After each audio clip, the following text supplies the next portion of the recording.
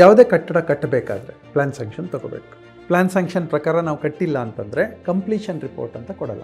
Anything to be developed in a government area ಅಥವಾ ತುಂಬ ಜಾಸ್ತಿ ಡಿವಿಯೇಷನ್ ಮಾಡಿದ್ದಾರೆ ಅಂದರೆ ಅವ್ರು ಬಂದು ಒಡೆದು ಹಾಕಬಹುದು.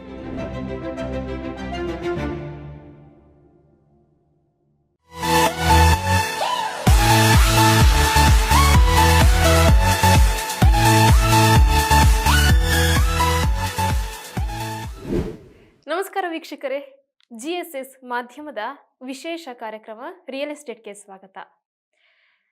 ಒಬ್ಬ ವ್ಯಕ್ತಿ ತನ್ನ ಜೀವನದಲ್ಲಿ ಏನಾದರೂ ಸಾಧನೆ ಮಾಡಬೇಕು ಅಂತಂದರೆ ಪ್ಲ್ಯಾನ್ ತುಂಬಾ ಮುಖ್ಯ. ಹಾಗೆ ಒಬ್ಬ ವಿದ್ಯಾರ್ಥಿ ತಾನು ಅಂದ್ಕೊಂಡಿರೋ ಗುರಿಯನ್ನು ಮುಟ್ಟಬೇಕು ಅಂತಂದರೆ ಪ್ಲ್ಯಾನ್ ಅಲ್ಲಿ ಕೂಡ ಮುಖ್ಯ. ಎಸ್, ಯಾಕೆ ನಾನು ಪ್ಲ್ಯಾನ್ ಬಗ್ಗೆ ಮಾತಾಡ್ತಾ ಇದ್ದೀನಿ ಅಂತ ಯೋಚನೆ ಮಾಡ್ತಾ ಇದ್ದೀರಾ? ಯಾಕಂದರೆ ಇವತ್ತಿನ ರಿಯಲ್ ಎಸ್ಟೇಟ್ ಸಂಚಿಕೆಯಲ್ಲಿ ನಾವು ಪ್ಲ್ಯಾನ್ ಸ್ಯಾಂಕ್ಷನ್ ಬಗ್ಗೆ ತಿಳ್ಕೊಳ್ಳೋಣ. ಈ ಬಗ್ಗೆ ತಿಳಿಸ್ಕೊಡೋದಕ್ಕೆ ನಮ್ಮೊಟ್ಟಿಗಿದ್ದಾರೆ GSS ಸಂಸ್ಥೆಯ ಸಂಸ್ಥಾಪಕರಾದಂತಹ ಯೋಗಾತ್ಮ ಶ್ರೀಹರಿಯವರು. ಸರ್, ಕಾರ್ಯಕ್ರಮಕ್ಕೆ ಸ್ವಾಗತ. ನಮಸ್ಕಾರ ಸರ್. ನಾ ಹೇಳ್ತಾ ಇದ್ದೆ, ಒಬ್ಬ ವ್ಯಕ್ತಿ ತಾನು ಅಂದ್ಕೊಂಡಿರೋ ಗುರಿಯನ್ನು ಮುಟ್ಟಬೇಕು ಅಂತಂದ್ರೆ ಪ್ಲಾನ್ ತುಂಬಾನೇ ಮುಖ್ಯ ಅಂತ. ಸರ್, ರಿಯಲ್ ಎಸ್ಟೇಟ್ನಲ್ಲಿ ನಾವು ಅವಾಗವಾಗ ಕೇಳುವಂತಹ ಒಂದು ವಿಚಾರನೇ ಪ್ಲಾನ್ ಸ್ಯಾಂಕ್ಷನ್. ಪ್ಲಾನ್ ಸ್ಯಾಂಕ್ಷನ್ ಅಂದ್ರೆ ಏನು ಸರ್? ಪ್ಲ್ಯಾನ್ ಅಂದರೆ ಉಪಾಯ. ಒಂದು ಬಿಲ್ಡಿಂಗ್ ಕಟ್ಟಬೇಕಾದ್ರೆ ಆ ಬಿಲ್ಡಿಂಗ್ ಹೇಗಿರಬೇಕು ಅಂತ ಒಂದು ಪ್ಲ್ಯಾನ್ ಮಾಡ್ಕೋತೀವಿ, ಬರವಣಿಗೆನಲ್ಲಿ ಬರ್ಕೋತೀವಿ. That is plan. ನಾವು ಅಂದ್ಕೊಂಡಿದ್ದ ಪ್ಲ್ಯಾನು ಸರ್ಕಾರ ಹೇಳಿದಂತಹ ಪ್ಲ್ಯಾನ್ಗೂ ವ್ಯತ್ಯಾಸಗಳಿರುತ್ತೆ. ನಮಗೆ ಒಂದು ಸೈಟು 30-40 ಇದ್ದರೆ ಪೂರ್ತ 30-40 ಕಟ್ಟೋಣ ಅಂತ ನಮ್ಗನ್ಸುತ್ತೆ. ಅದರ ಸರ್ಕಾರದ ನಿಯಮಾವಳಿಗಳಲ್ಲಿ ಅವರ ಬೈಲಾಸಲ್ಲಿ ಇಷ್ಟೇ ಕಟ್ಟಬೇಕು ಅಂತ ಇರುತ್ತೆ. ಇಷ್ಟು ಫ್ಲೋರ್ ಕಟ್ಟಬೇಕು, ರೋಡ್ ಅಳತೆ ಇದ್ದರೆ ಎಷ್ಟು ಹೈಟ್ ಕಟ್ಟಬೇಕು, ಒಂದು ಸೈಟು ಒಳಗಡೆ ಎಷ್ಟು ಜಾಗ ಇರಬೇಕು, ಓಪನ್ ಸ್ಪೇಸ್ ಎಷ್ಟು ಇರಬೇಕು, ಇದೆಲ್ಲ ಅವ್ರು ನಿಯಮ ಮಾಡಿದ್ದಾರೆ. ಓಕೆ, ಅಂದರೆ ಬೈಲಾಸಲ್ಲಿ ಇರುತ್ತದು. ಆ ಬೈಲಾಸು ನಾವು ಅಂದ್ಕೊಂಡಿದ್ದಕ್ಕೂ ಅವ್ರು ಅಂದ್ಕೊಂಡಿದ್ದಕ್ಕೂ ಬೇರೆ ಇರುತ್ತೆ. ಸೊ ಹಾಗಾಗಿ ನಾವು ಸರ್ಕಾರಕ್ಕೆ ಹೋಗಿ ನಮ್ಮ ಪ್ಲ್ಯಾನನ್ನು ಕೊಡ್ತೀವಿ. ಆ ಪ್ಲ್ಯಾನನ್ನು ಅವ್ರು ಸ್ಕ್ರೂಟಿನಿ ಮಾಡ್ತಾರೆ. ಆ ಸ್ಕ್ರೂಟಿನಿ ಮಾಡಿ ಅವರ ಪ್ಲ್ಯಾನಿಗೆ ನಮ್ಮ ಪ್ಲ್ಯಾನಿಗೆ ಒಂದು ಸ್ವಲ್ಪ ಅಡ್ಜಸ್ಟ್ ಮಾಡಿ ಹೊಂದಿಸ್ಕೋತಾರೆ. That is called plan sanction. ಆಮೇಲೆ ಅದನ್ನು ಅನುಮೋದನೆ ಮಾಡ್ತಾರೆ, ಅಂದರೆ ಸ್ಟ್ಯಾಂಪ್ ಹಾಕಿ ಕೊಡ್ತಾರೆ, ಹೀಗೆ ನೀವು ಕಟ್ಟಬಹುದು ಅಂತ. ಒಂದು 30-40 ಸೈಟ್ ಅಂದರೆ 1200 ಚದರ. ಓಕೆ, 1200 ಚದರ ಅಡಿಗಳು.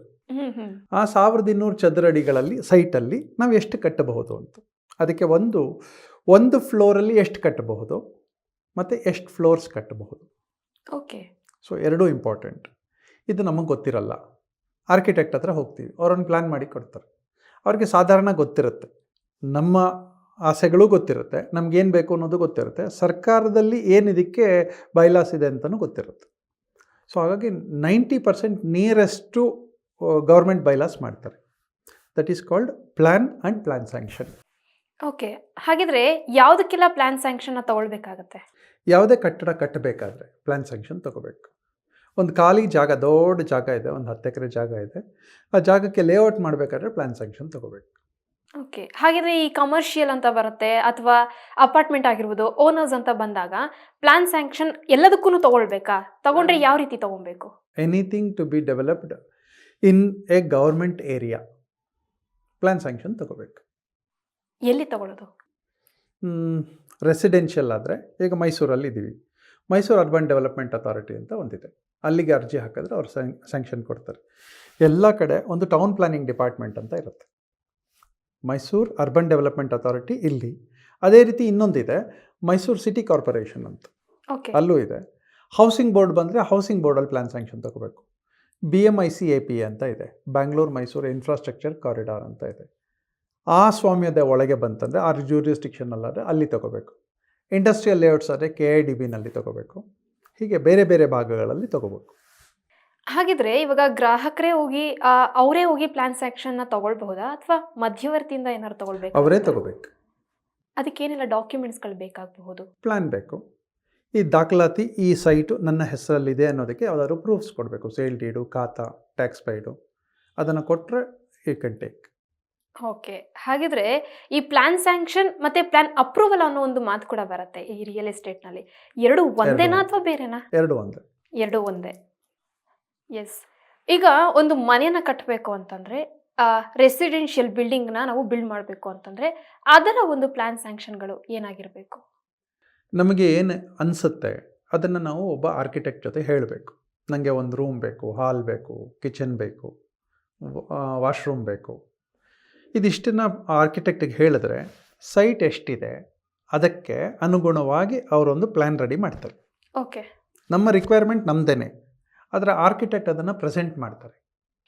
ಈಗ ನೀವು ಹೇಳ್ತಾ ಇದ್ರಿ ಆರ್ಕಿಟೆಕ್ಟ್ ಹತ್ರಕ್ಕೆ ಹೋದ್ರೆ ನಮಗೆಲ್ಲ ಐಡಿಯಾ ಸಿಗತ್ತೆ ಅಂದ್ಬಿಟ್ಟು. ಆರ್ಕಿಟೆಕ್ಟ್ ಇರಲೇಬೇಕಾ? ನಾವು ಮನೆ ಕಟ್ಟಬೇಕು ಅಂತಂದ್ರೆ ನಮಗೆ ನಾವೇ ಪ್ಲಾನ್ ಮಾಡ್ಕೊಳ್ಳೋದಕ್ಕೆ ಆಗೋದಿಲ್ವಾ? ಪ್ಲ್ಯಾನ್ ನೀವು ಮಾಡ್ಕೊಳ್ಳಿ, ಪ್ರೆಸೆಂಟೇಷನ್ ಮಾಡೋರು ಬೇಕಲ್ಲ. ಓಕೆ. ನಿಮ್ಮ ಬಟ್ಟೆ ನೀವೇ ಹೊಲ್ಕೋತೀರಾ? ಇಲ್ಲ. ಹೊಲಿಗೆ ಯಾರು ಮಾಡ್ತಾರೆ? ಟೈಲರ್ ಹತ್ರ ಹೋಗ್ತೀವಿ, ಹೊಲಿಸ್ಕೊಂಡು ಬರ್ತೀವಿ. ನಮಗೆ ಗೊತ್ತಿದೆ ಯಾವ ಡಿಸೈನ್ ಬೇಕು ಅಂತ, ಮನೆ ಒಳಗೂ ಗೊತ್ತಿದೆ ನಮ್ಗೆ ಯಾವ ಡಿಸೈನ್ ಬೇಕು ಅಂತ. ಅದನ್ನ ಪ್ರೆಸೆಂಟ್ ಮಾಡೋರು ಬೇಕಲ್ಲ. That is an architect. ಮತ್ತು ಅವ್ರು ಓದಿದ್ದು ಯಾಕೆ? ಅವ್ರು ಕೆಲಸ ಕೊಡದೇ ಇದ್ರೆ ನಾವು ಅದರಲ್ಲಿ ಈಗ ನಾವೇ ಕಟ್ಕೋಬೇಕು ಅಂತಂದರೆ, ನಾವೇ ಪ್ಲ್ಯಾನ್ ಸ್ಯಾಂಕ್ಷನ್ ಮಾಡ್ಕೋತೀವಿ ಅಂತಂದರೆ ಗೋಡೆ ಎಷ್ಟು ಥಿಕ್ನೆಸ್ ಬರುತ್ತೆ, ಹೊರ ಗೋಡೆ ಎಷ್ಟು ಥಿಕ್ನೆಸ್ಸು, ಒಳಗಡೆ ಎಷ್ಟು ಥಿಕ್ನೆಸ್ಸು, ಇದೆಲ್ಲವೂ ನಮಗೆ ಗೊತ್ತಿರಲ್ಲ. ಅನ್ಲೆಸ್ ಆ ವ್ಯಕ್ತಿ ಕಾಂಟ್ರಾಕ್ಟರ್ ಆಗಿರಬೇಕು ಅಥವಾ ಮನೆ ಕಟ್ಟೋರೇ ಆಗಿರಬೇಕು, ಅವಾಗ ಗೊತ್ತಾಗತ್ತೆ ಅಷ್ಟೆ. ಇಲ್ಲದೇ ಇದ್ದರೆ ಗೊತ್ತಿರಲ್ಲ. ಹಾಗಾಗಿ ಆರ್ಕಿಟೆಕ್ಟ್ ಹತ್ರ ಹೋದರೆ ಇದೆಲ್ಲ ಮಾಡ್ತಾರೆ. ಪ್ಲ್ಯಾನ್ ರೆಡಿ ಮಾಡೋದೇ ಒಂದು ಭಾಗ ಆದರೆ ಆ ಪ್ಲ್ಯಾನನ್ನು ತೊಗೊಂಡೋಗಿ ಸ್ಯಾಂಕ್ಷನ್ ಮಾಡಿಸ್ಕೊಂಡು ಬರಬೇಕು. ಈ ಸ್ಯಾಂಕ್ಷನ್ ಮಾಡಿಸ್ಕೊಳ್ಳುವಾಗ ಅಧಿಕಾರಿಗಳು ಸ್ಯಾಂಕ್ಷನ್ ಮಾಡಿ ಕೊಟ್ಬಿಡ್ತಾರೆ. ಅರ್ಬನ್ ಡೆವಲಪ್ಮೆಂಟ್ ಅಥಾರಿಟಿ ಸ್ಯಾಂಕ್ಷನ್ ಮಾಡಿ ಕೊಡುತ್ತೆ. ಇದಾದಮೇಲೆ ಎಲೆಕ್ಟ್ರಿಕಲ್ ಪ್ಲ್ಯಾನ್ ಸ್ಯಾಂಕ್ಷನ್ ತೊಗೋಬೇಕು. ಇದಾದಮೇಲೆ ವಾಟರ್ ಪ್ಲ್ಯಾನ್ ಸ್ಯಾಂಕ್ಷನ್ ತೊಗೋಬೇಕು, ಸ್ಯಾನಿಟರಿ ಸ್ಯಾಂಕ್ಷನ್ ತೊಗೋಬೇಕು. ಇದೆಲ್ಲವೂ ಇದ್ರ ಜೊತೆಲೇ ಬರುತ್ತೆ. Plan sanction of A building combines all these things. ಹಾಗಿದ್ರೆ ಈ ಅಪಾರ್ಟ್ಮೆಂಟ್ ಬಿಲ್ಡ್ ಮಾಡ್ತಾ ಇರ್ತಾರೆ ಅಂತಂದ್ರೆ ಅದಕ್ಕೂ ಸೇಮ್ ಬರುತ್ತಾ ಪ್ಲಾನ್ ಸ್ಯಾಂಕ್ಷನ್, ಅಥವಾ ಅದಕ್ಕೂ ಏನಾದ್ರು ಬೇರೆ? ಇನ್ನೊಂದು ಚೂರು ಜಾಸ್ತಿ ಬರುತ್ತೆ. ಏನೇನು ಅವು? ಇವಾಗ ಇದೆಲ್ಲವೂ ಇದೆ. ಪ್ಲ್ಯಾನ್ ಸ್ಯಾಂಕ್ಷನ್ ತೊಗೋತೀವಿ. ಪ್ಲ್ಯಾನ್ ಸ್ಯಾಂಕ್ಷನಲ್ಲಿ ಕಾರ್ ಪಾರ್ಕಿಂಗಿಗೆ ಜಾಗ ಇದೆಯಾ? ಅಡಿಷನಲ್. ನಿಮ್ಮಲ್ಲಿ ಕಾರ್ ಪಾರ್ಕಿಂಗ್ ಜಾಗ ಇದೆಯೋ ಇಲ್ವೋ ಇಂಡಿವಿಜುವಲಿ ತೊಗೊಂಡಾಗ. ಆದರೆ ಅಪಾರ್ಟ್ಮೆಂಟ್ಗೆ ಹೋದಾಗ ಅದೆಲ್ಲ ಫೆಸಿಲಿಟಿ ಕೊಡಬೇಕು. ಮತ್ತು ಲಿಫ್ಟ್ ಇದೆಯಾ, ಎಷ್ಟು ಫ್ಲೋರ್ಸ್ ಹೋಗ್ತಾ ಇದೆ, ಫೈರ್ ಫೈಟಿಂಗ್ ಎಕ್ವಿಪ್ಮೆಂಟ್ಸ್ ಇದೆಯಾ, ಅಲ್ಲಿ ಫೈರ್ ಬರುವಂಥದ್ದು ಅಂತಂದರೆ ಯಾವ ದಾರಿನಲ್ಲಿ ಜನ ಎಸ್ಕೇಪ್ ಆಗಬೇಕು. ಲಿಫ್ಟಲ್ಲಿ ಲಿಫ್ಟ್ ವರ್ಕ್ ಆಗದೆ ಇದ್ದರೆ ಆಲ್ಟರ್ನೇಟ್ ಮೆಟ್ಲುಗಳಿದೆಯಾ, ಎಲ್ಲಿದೆ, ನಿಯರೆಸ್ಟ್ ಎಲ್ಲಿದೆ, ಇದನ್ನೆಲ್ಲವೂ ಕೂಡ ಪ್ಲ್ಯಾನಲ್ಲಿ ಬರುತ್ತೆ. ಇದೆಲ್ಲ ತೊಗೊಂಡು ಅವರು ಕ್ಲಿಯರೆನ್ಸಸ್ ತೊಗೋಬೇಕಾದ್ರೆ ಅರ್ಬನ್ ಡೆವಲಪ್ಮೆಂಟ್ ಅಥಾರಿಟಿ ಅಥವಾ ಸಿಟಿ ಕಾರ್ಪೊರೇಷನಿನ ಜೊತೆಗೆ ಫೈರ್ ಡಿಪಾರ್ಟ್ಮೆಂಟಿಂದ ತೊಗೋಬೇಕು, ಪೊಲ್ಯೂಷನ್ ಕಂಟ್ರೋಲ್ ಡಿಪಾರ್ಟ್ಮೆಂಟಿಂದ ತೊಗೋಬೇಕು. ನಾರ್ಮಲ್ ಒಂದು ಮನೆಗಾದರೆ ಪೊಲ್ಯೂಷನ್ ಕಂಟ್ರೋಲ್ ಬೋರ್ಡ್ ಬರಲ್ಲ. ಸ್ಯಾನಿಟರಿ ಸಿಸ್ಟಮ್ಸ್ನ ವೇಸ್ಟ್ ಡಿಸ್ಪೋಸಲ್ ಹೇಗೆ ಮಾಡ್ತೀವಿ ಅಂತ ಬರಲ್ಲ. ಮತ್ತು ರೈನ್ ವಾಟರ್ ಹಾರ್ವೆಸ್ಟಿಂಗ್ ಮಾಡಬೇಕಾಗತ್ತೆ. ಇದೆಲ್ಲ ಇಂಡಿವಿಜುವಲಿನೂ ಮಾಡಬೇಕು, ಕೆಲವು ಗ್ರೂಪ್ ಬಂದಾಗಲೂ ಮಾಡಬೇಕು. ಮತ್ತು ಅದು ಸ್ಟ್ರಕ್ಚರಲ್ಲಿ ಸ್ಟ್ರಾಂಗ್ ಇದೆಯಾ ಅಂತ ಬೇಕು. ಈಗ ಒಂದು ಮನೆ ಕಟ್ತೀನಿ ಅಂತಂದರೆ ಭಾರ ಜಾಸ್ತಿ ಕಡಿಮೆ ಬೀಳುತ್ತೆ. ಅದೇ ಅಪಾರ್ಟ್ಮೆಂಟ್ಸ್ ಕಟ್ತೀವಿ ಅಂದರೆ ಭೂಮಿ ಮೇಲೆ ಭಾರ ಜಾಸ್ತಿ ಬೀಳುತ್ತೆ. ಅದಕ್ಕೆ ವಾಟರ್ ಸೋರ್ಸ್ ಏನಿದೆ, ಭೂಮಿ ವಾಟ್ರ ಅಥವಾ ಕಾರ್ಪೊರೇಷನ್ ವಾಟ್ರ, ಅದಕ್ಕೆ ಟ್ಯಾಂಕ್ ಎಷ್ಟು ಕಟ್ಟಿದ್ದಾರೆ, ಎಲ್ಲಿ ಕಟ್ಟಬೇಕು, ಎಷ್ಟು ಕಟ್ಟಬೇಕು, ಇದೆಲ್ಲವೂ ಸೇರಿಸಿದ್ರೆ ಪ್ಲ್ಯಾನ್ ಸ್ಯಾಂಕ್ಷನ್. ತುಂಬ ಹೈ ರೈಸ್ ಬಿಲ್ಡಿಂಗ್ ಅಂತ ಬಂತಂದರೆ ಏರ್ಪೋರ್ಟ್ ಕ್ಲಿಯರೆನ್ಸ್ ತೊಗೋಬೇಕು. ಯಾಕೆಂದರೆ ಫ್ಲೈಟ್ ಓಡಾಡಬೇಕಾದ್ರೆ ಈ ಬಿಲ್ಡಿಂಗ್ ಅದಕ್ಕೆ ಅಡ್ಡ ಆಗಬಾರ್ದು ಅಂತ. ಓಕೆ.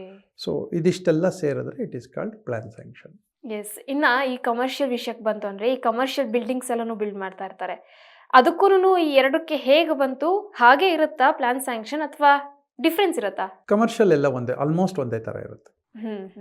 ಅದು ಕಮರ್ಷಿಯಲ್ಗೆ ಬಳಸ್ಕೋತಾರೆ. ನಾವು ಮನೆ ಕಟ್ಟೋ ಬದಲು ಶಾಪಿಂಗ್ ಕಾಂಪ್ಲೆಕ್ಸ್ ಕಟ್ತಾರೆ, ಅಲ್ಲೂ ಕೂಡ ಸಿಮಿಲರ್. ಸೆಟ್ ಬ್ಯಾಕ್ಸ್ ಅಂದರೆ ಕಾರ್ ಮೂವ್ಮೆಂಟಿಗೆ ಸ್ಪೇಸ್ ಇದೆಯಾ, ಕಾರ್ ಪಾರ್ಕಿಂಗಿಗೆ ಸ್ಪೇಸ್ ಇದೆಯಾ, ಫೈರ್ ಫೈಟಿಂಗ್ ಎಕ್ವಿಪ್ಮೆಂಟ್ಸ್ ಇದೆಯಾ, ಪೊಲ್ಯೂಷನ್ ಕಂಟ್ರೋಲ್ಗೆ ಅಂದರೆ ಸ್ಯಾನಿಟರಿ ಡಿಸ್ಪೋಸಲ್ಗೆ ವ್ಯವಸ್ಥೆ ಇದೆಯಾ, ನೀರಿದೆಯಾ, ಎಲೆಕ್ಟ್ರಿಕಲ್ ಕನೆಕ್ಷನ್ಸ್ ಎಲ್ಲಿಂದ ತಗೋಬೇಕು, ಇದೆಲ್ಲವೂ ಪ್ಲ್ಯಾನ್ಸೇನೆ, a part of the plan. ಇದೆಲ್ಲವೂ ತಗೋತೀವಿ. ಓಕೆ. ಹಾಗಿದ್ರೆ ಈ ಮಾಲ್ಸ್ಗಳು ಬರುತ್ತೆ, ಥಿಯೇಟರ್ಗಳು ಬರುತ್ತೆ, ಇವೆರಡಕ್ಕೆ ಹೇಗೆ ಪ್ಲ್ಯಾನ್ ಸ್ಯಾಂಕ್ಷನ್? ಸೇಮ್ ಇರುತ್ತೆ. All commercial buildings where multiple people are residing ಅಥವಾ ಮೂವ್ಮೆಂಟ್ ಇರುತ್ತಲ್ಲ, ಇವರೆಲ್ಲರಿಗೂ ಸೇಮ್. ಎಸ್. ಹಾಗಿದ್ರೆ ಈ ಇಂಡಸ್ಟ್ರಿಯಲ್ ಬಿಲ್ಡಿಂಗ್ಸ್ ಅಂತ ಬರುತ್ತೆ, ಫ್ಯಾಕ್ಟ್ರಿಗಳು, ಗೋಡನ್ಸ್, ಇದೆಲ್ಲದಕ್ಕೂ ಹೇಗೆ ಪ್ಲ್ಯಾನ್ ಸ್ಯಾಂಕ್ಷನ್ ಹೇಗೆ ತಗೊಳ್ಳೋದು? ಸೇಮ್. ಸಿಮಿಲರ್ಲಿ ಅದಕ್ಕೆ ಡಿಪಾರ್ಟ್ಮೆಂಟೇ ಬೇರೆ. ಪ್ಲ್ಯಾನ್ ಒಂದು ಅವೈಲೇಬಲ್ ಜಾಗದಲ್ಲಿ ಎಷ್ಟು ಕಟ್ತೀವಿ ಅಂತ ಒಂದು ಪ್ಲ್ಯಾನ್. ಓಕೆ. ಅದರಲ್ಲಿ ಎಷ್ಟು ಹೈಟಿಗೆ ಕಟ್ತೀವಿ, ಸೇಫ್ಟಿ ಮೆಷರ್ಸ್ ಎಷ್ಟಿದೆ, ಅಲ್ಲಿ 1000 ಜನ ಕೆಲಸ ಮಾಡಬೇಕಾಗ್ಬೋದು, ಕುಸಿದು ಬಿದ್ದರೆ ಸೊ ಎಷ್ಟು ಹೈಟಿಗೆ ಕಟ್ಟಬೇಕು, ವೆಂಟಿಲೇಷನ್ ಇದೆಯಾ, ಮತ್ತು ಅಲ್ಲಿ ಅಷ್ಟು ಜನ ಕೆಲಸ ಮಾಡೋರಿಗೆ ವಾಶ್ರೂಮ್ ಫೆಸಿಲಿಟಿ, ಟಾಯ್ಲೆಟ್ ಫೆಸಿಲಿಟೀಸ್ ಇದೆಯಾ, ನೀರಿದೆಯಾ, electrical plans, water plans, sanitary plans ಇದೆಲ್ಲ ಕೊಡಬೇಕು. ಮತ್ತು ಬಂದು ಹೋಗೋರಿಗೆ ರಸ್ತೆ ಇದೆಯಾ, ಅಲ್ಲೇ ಇರೋರಿಗೆ ಶೆಡ್ಸ್ ಇದೆಯಾ. ಸೊ ಇದೆಲ್ಲ part of the plan. Commercial ಯಾವುದೇ ಬಂದರೂ ಕಮರ್ಷಿಯಲ್ ಆ್ಯಂಡ್ ಇಂಡಸ್ಟ್ರಿಯಲ್ ಹತ್ತಿರ ಎರಡೂ ಒಂದೇ ಥರ ಇರುತ್ತೆ. ಇಂಡಸ್ಟ್ರಿಯಲಲ್ಲಿ ಸ್ವಲ್ಪ ಎಕ್ಸ್ಟ್ರಾ ಕೇರ್ ಇರುತ್ತೆ. ಮೆಷಿನರೀಸ್ ಹಾಕೋದಾಯ್ತು ಅಂತಂದರೆ ಅದಕ್ಕೆ ಎಲೆಕ್ಟ್ರಿಕಲ್ ಪ್ಲ್ಯಾನ್ಸ್ ತುಂಬ ಇಂಪಾರ್ಟೆಂಟ್ ಆಗುತ್ತೆ. ಮತ್ತು ಬೇರಿಂಗ್ ಎಬಿಲಿಟಿ, ಅಂದರೆ ಭಾರ ಇರುತ್ತೆ ಮೆಷಿನ್ಸ್ ಎಲ್ಲ, ಅದರ ಬೇರಿಂಗ್ ಎಬಿಲಿಟಿ ಇದೆಯಾ ಅಂತ ಟೆಸ್ಟ್ ಮಾಡ್ತಾರೆ. ಇದೆಲ್ಲವೂ ಸೇರಿದ್ರೆ it is a plan, and that plan can be sanctioned provided it is going to industries department. ಅಂದರೆ ನಮ್ಮಲ್ಲಿ Karnataka industrial area development board ಅಂತ ಇದೆ, ಅಲ್ಲಿಗೆ ಹೋಗಬೇಕಾಗತ್ತೆ. ಎಸ್. ನೆಕ್ಸ್ಟ್ ಏನಂದರೆ, ಈ ಕೃಷಿ ವಿಷಯಕ್ಕೆ ಬಂತು ಅಂದರೆ, ಕೃಷಿಯಲ್ಲಿಯೂ ಕೂಡ ಪ್ಲಾನ್ ಸ್ಯಾಂಕ್ಷನ್ ಬೇಕಾ ಅನ್ನೋ ಒಂದಷ್ಟು ಕನ್ಫ್ಯೂಷನ್ಸ್ಗಳಿದೆ. ಬೇಕಾ? ಕೃಷಿಗೆ ಪ್ಲ್ಯಾನ್ ಸ್ಯಾಂಕ್ಷನ್ ಬೇಡ. ಓಕೆ. ಕೃಷಿ ಜಾಗದಲ್ಲಿ ಒಂದು ಮನೆ ಕಟ್ತೀನಿ, ಒಂದು ಗೋಡೌನನ್ನು ಕಟ್ತೀನಿ, ಕೃಷಿ ಉಪಕರಣಗಳನ್ನು ಇಟ್ಕೊಳ್ಳೋಕ್ಕೆ ಯಾವುದಾದ್ರೂ ಒಂದು ಬಿಲ್ಡಿಂಗ್ ಕಟ್ತೀನಿ ಅಂದರೆ ಅದಕ್ಕೆ ಪ್ಲ್ಯಾನ್ ಸ್ಯಾಂಕ್ಷನ್ ಬೇಕು. ಕೃಷಿ ಜಾಗದಲ್ಲಿ ನಾವು ಒಂದು ದೊಡ್ಡ ಬಿಲ್ಡಿಂಗ್ ಕಟ್ಬಿಡೋಕ್ಕಾಗಲ್ಲ. 1/10 ಆಫ್ ದ ಪ್ಲೇಸ್, ಅಂದರೆ ಈಗ 1 ಎಕರೆ ಇದ್ದರೆ 43,560 ಸ್ಕ್ವೇರ್ ಫುಟ್ ಇದ್ದರೆ ಅಲ್ಲಿ ನಾನು 4,235 ಸ್ಕ್ವೇರ್ ಫುಟನ್ನು ಕಟ್ಬೋದು 1 ಎಕರೆಯಲ್ಲಿ. ಅಂದರೆ 10% ಆಫ್ ದ ಸ್ಪೇಸನ್ನು ನಾನು ಪ್ಲ್ಯಾನ್ ಮಾಡಬಹುದು, ಕಟ್ಟಬಹುದು. ನಾನು ಜಾಸ್ತಿ ಕಟ್ಟಿದ್ರೆ ಬಂದು ಹೊಡಿಬಹುದು ಅವರು. ಓಕೆ. ಇದು ಪ್ರಾವಿಷನ್ ಎಲ್ಲ ಕಡೆನೂ ಇದೆ. ಹಾಗಾಗಿ ಅಲ್ಲಿ ಲೋಕಲ್ ಪಂಚಾಯತ್ಗೆ ಹೋಗಿ ನನಗೆ ಯಾಕೆ ಈ ಬಿಲ್ಡಿಂಗನ್ನು ಕಟ್ತಾ ಇದ್ದೀನಿ, ಕೃಷಿ ಉಪಕರಣಗಳನ್ನು ಇಡಬೇಕು, ಸರ್ವಿಸ್ ಕ್ವಾರ್ಟರ್ಸ್ ಮಾಡಬೇಕು, ಕೆಲಸದವ್ರು ಇರ್ತಾರೆ ಅವ್ರಿಗೆ ಕ್ವಾರ್ಟರ್ಸ್ ಕೊಡಬೇಕು, ಹಾಗಾಗಿ ನಾನು ಇದನ್ನು ಕಟ್ತಾ ಇದ್ದೀನಿ ಅಂತ ಹೋಗಿ ಡಿಕ್ಲರೇಷನ್ ಕೊಟ್ಟು ಪ್ಲ್ಯಾನ್ ಸ್ಯಾಂಕ್ಷನನ್ನು ತಗೋಬೋದು. ಓಕೆ. ಹಾಗಿದ್ರೆ ಹೇಳ್ತಾ ಇದ್ರಿ, ಅಂದರೆ ಒಂದು ಎಕ್ಸ್ಟ್ರಾ 1 ಇಂಚ್ ಕೂಡ ಕಟ್ಟಿದ್ರೆ ಅದನ್ನು ಬಂದು ಅವರು ಡೆಮಲಿಷ್ ಮಾಡಬಹುದು ಅಂತ ಅಂದ್ಬಿಟ್ಟು. ಇವಾಗ ಗೊತ್ತಿರೋದಿಲ್ಲ ಒಂದಷ್ಟು ಜನಕ್ಕೆ, ಬಿಲ್ಡಿಂಗನ್ನು ಅವರು ಬಿಲ್ಡ್ ಮಾಡೋ ಟೈಮಲ್ಲಿ 1-2 ಇಂಚ್ ಅವರು ಹೆಚ್ಚು ಕಮ್ಮಿ ಆಗಿರುತ್ತೆ. ಆ ಟೈಮ್ನಲ್ಲಿ ಈ ಥರ ಏನಾದ್ರು ಪ್ಲ್ಯಾನ್ ಸ್ಯಾಂಕ್ಷನ್ ಕರೆಕ್ಟಾಗಿಲ್ಲ ಅಂತಂದರೆ ಯಾವ ರೀತಿ ಪ್ರಾಬ್ಲಮ್ ಆಗುತ್ತೆ? ಕಟ್ಬಿಟ್ಟಿದ್ದಾರೆ, ಆಲ್ರೆಡಿ ಬಿಲ್ಡಿಂಗ್ ಕಟ್ಬಿಟ್ಟಿದ್ದಾರೆ, ಮುಂದಕ್ಕೆ ಅವ್ರು ಏನು ಒಂದು ಕ್ರಮವನ್ನು ವಹಿಸಬೇಕಾಗತ್ತೆ?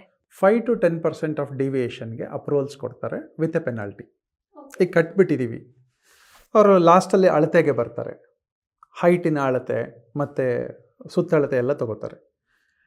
ನನಗೆ ಪ್ಲ್ಯಾನ್ 1,000 ಸ್ಕ್ವೇರ್ ಫುಟ್ ಕಟ್ಟಬಹುದು ಅಂತ ಕಟ್ಟಿದರೆ ನಾನೊಂದು 1,025 ಸ್ಕ್ವೇರ್ ಫುಟ್ ಕಟ್ಟಿದ್ದೀನಿ ಅಂದರೆ ಎಕ್ಸ್ಟ್ರಾ 25 ಸ್ಕ್ವೇರ್ ಫುಟ್ಗೆ ಅಳತೆ ತೊಗೊಂಡು ಅದಕ್ಕೆ ಪೆನಾಲ್ಟಿ ಹಾಕಿ ನಾನು ಪೆನಾಲ್ಟಿ ಕಟ್ಟಿದ ಮೇಲೆ ನನಗೆ ರೆಗ್ಯುಲರೈಸ್ ಮಾಡ್ತಾರೆ.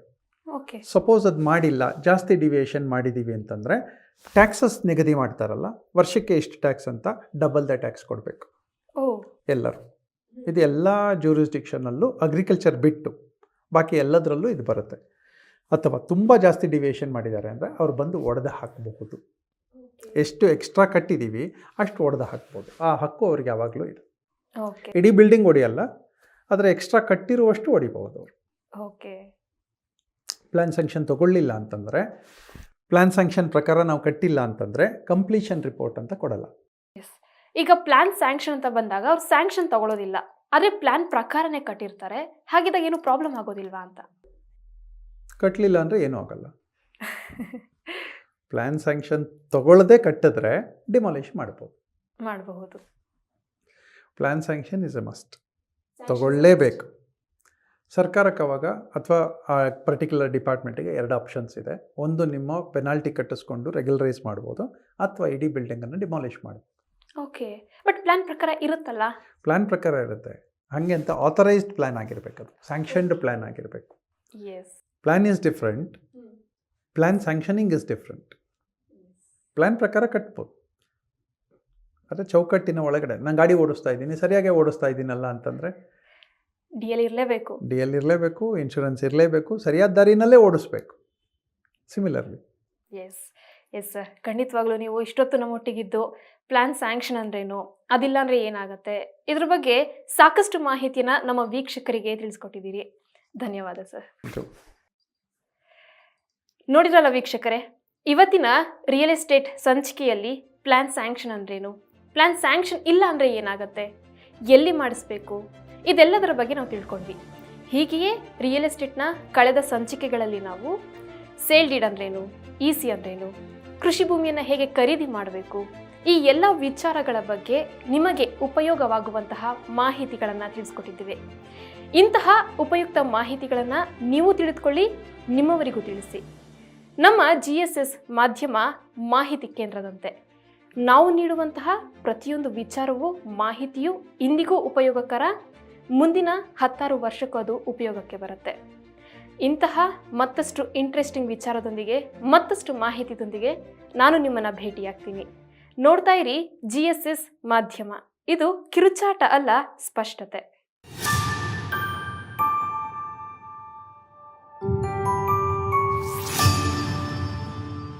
ಈ ಕಂಟೆಂಟ್ ನಿಮಗೆ ಇಷ್ಟ ಆಗಿದೆ ಅಲ್ವಾ ವೀಕ್ಷಕರೇ? ಹಾಗಿದ್ರೆ ಈ ಕೂಡಲೇ ನಮ್ಮ ಚಾನಲ್ಗೆ ಸಬ್ಸ್ಕ್ರೈಬ್ ಮಾಡಿ, ಲೈಕ್ ಮಾಡಿ, ಜೊತೆಗೆ ಕಮೆಂಟ್ ಬಾಕ್ಸ್ನಲ್ಲಿ ಕಮೆಂಟ್ ಮಾಡೋದನ್ನ ಮರಿಬೇಡಿ.